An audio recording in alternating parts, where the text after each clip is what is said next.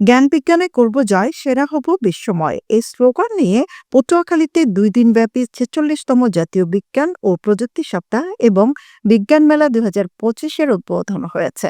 মঙ্গলবার বেলা ১১টায় সদর উপজেলা প্রশাসন এবং উপজেলা মাধ্যমিক শিক্ষা অফিসের আয়োজনে বাঁধনহারা হলরুমে বেলুন ফেস্টুন উড়িয়ে এর শুভ উদ্বোধন করে প্রধান অতিথি সদর উপজেলা নির্বাহী কর্মকর্তা ইফফাদারা জামান উর্মি।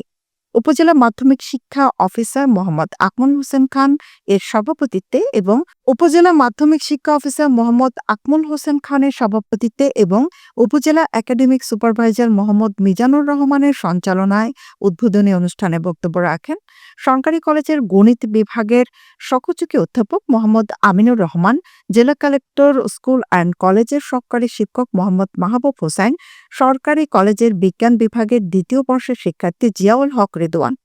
এ সময় বিভিন্ন শিক্ষা প্রতিষ্ঠানের প্রধান সহকারী শিক্ষক শিক্ষিকা এবং শিক্ষার্থীরা উপস্থিত ছিলেন।